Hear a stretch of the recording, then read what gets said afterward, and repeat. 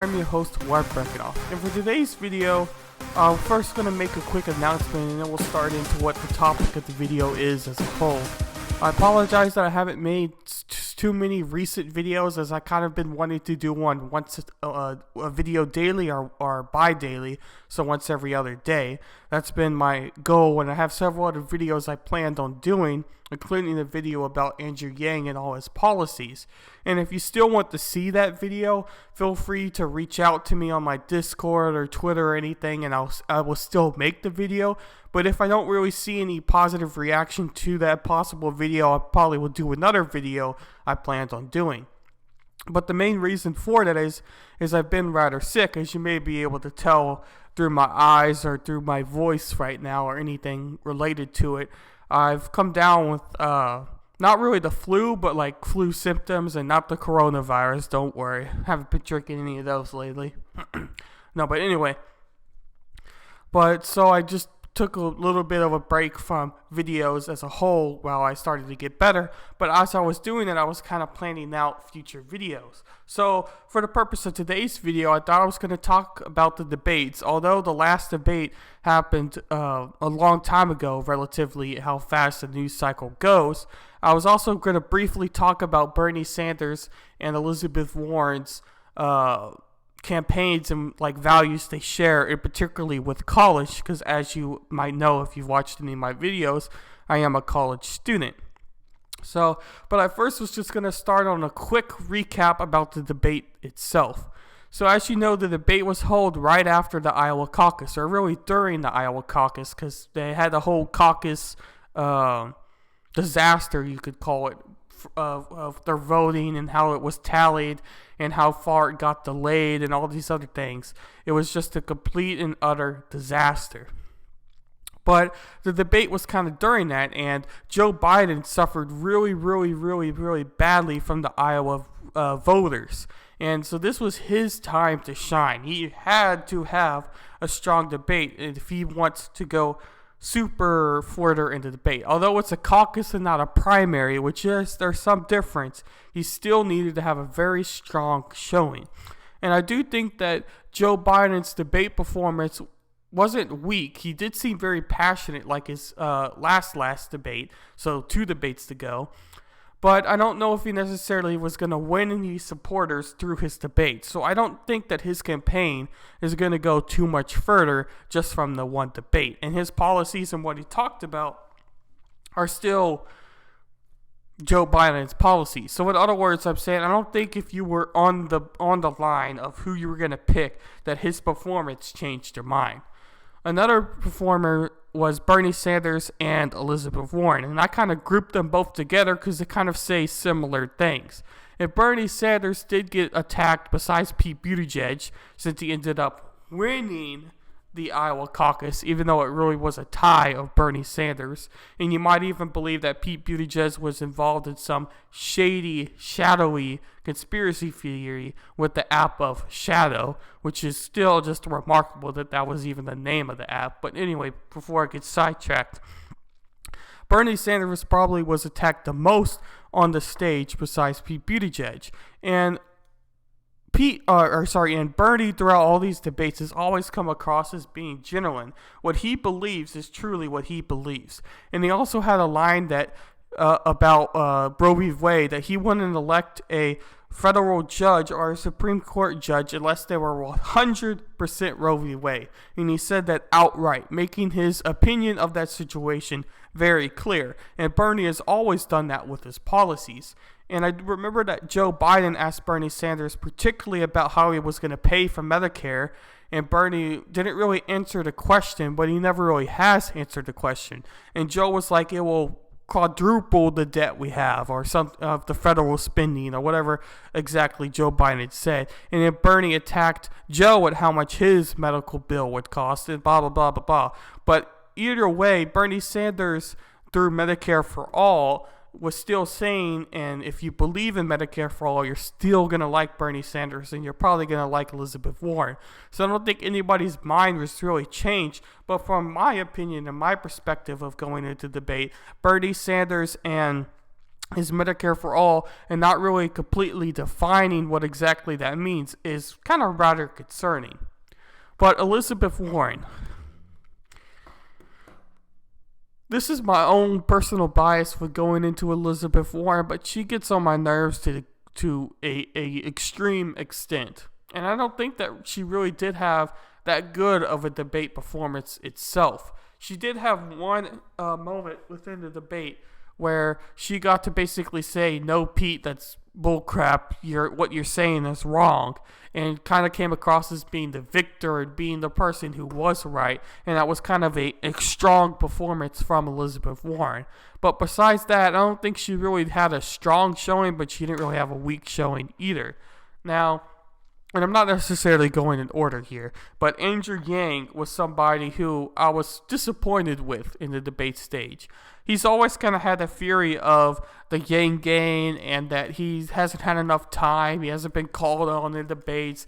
But normally when he was called on, his answers were very, general. And a lot of, moderates who aren't really Democrat or aren't really Republican, but not libertarian, so more independent, but the true sense of the word independent, and not necessarily the independent, which is mainly libertarian.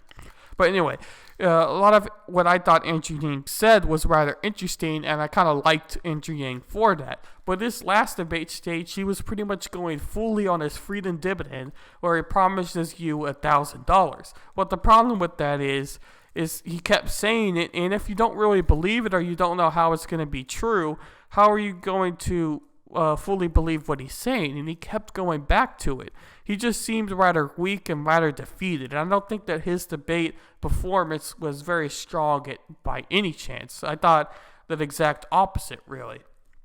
And off of that, Tom Steyer, who hasn't really had a strong campaign at all, even less than Andrew Yang, kept basically saying, "Hey, we're friends, we're Democrats, we all believe in the same things, let's not fight with each other, we need to make sure that our focus is on Donald Trump and how to beat Donald Trump," which is actually a good idea and actually something what did need to get brought up during the debate. But every time he spoke, he kept saying that. He's like, "Yes, I agree with my friend Bernie," or "Yes, I agree with my friend Joe." Or at one point, it was like, "No, Joe, you need to apologize for what your, I think it was North Carolina campaign person said about me," and blah, blah, blah.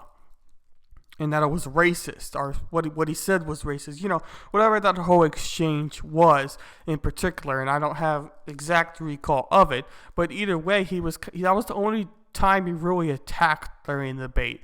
And that attack even seemed kind of weak and self-pity type of, more than something that would have been good for his campaign, so to speak. But I don't think any performance from him would have done much good. And Pete Buttigieg's performance of the debate overall was relatively good. But the problem about Pete was, especially with the moderators, and real quick, I'll get on a side tangent with the moderators a little bit.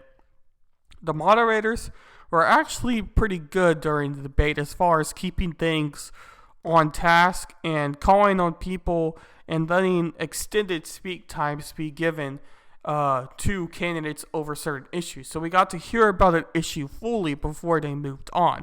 And I did think that was a good idea. But one of the moderators attacked Pete Buttigieg over his policy of citizens or black constituents getting arrested more than his white constituents at a very high rate. And Pete kind of went on this side thing, and without saying that black people commit more crimes, he basically said that black people commit more crimes, and that black people commit more violent crimes, at least in his area of South Bend. And he didn't really say that, but he was kind of bouncing around that entire idea. And the moderator kept going back at him because he would basically say, "Well, ma'am, that's not true." But she said, "Yes, it is. It increased." And she kept going after Pete. And Pete's response just wasn't really self-defensive. He came across as being coming across as being a bad response, but it wasn't a good response either. It was just somewhere in the middle. And I don't think that he really defended himself as good as he should have. for as far as getting black voters, which he desperately needs if he wants to win the campaign. And I do think that he lost a significant amount of how he was performing on the debate just on that one question. Excuse me. The last person I wanted to talk about for the debates was Amy Klobuchar. Amy Klobuchar did come across as being relatively good. She's very much for like, hey, I know you guys. I am you. I know what the industrial rest. I know what you deal with as workers. I know what you deal with of losing your jobs to machines. I have been there. I have experienced it. My dad was a coal miner. She's very much like, yo, I have been you before. That's the whole Amy thing. And she did that very well during the debate stage. But she also made sure she was very clear in the fact that she needs your support now. She needs to increase more. She doesn't accept money from wealthy donors, as Elizabeth Warren always talks about. She doesn't do that. She doesn't do like what Pete Buttigieg does with the wine cellar and all this other things. That's very much what she did.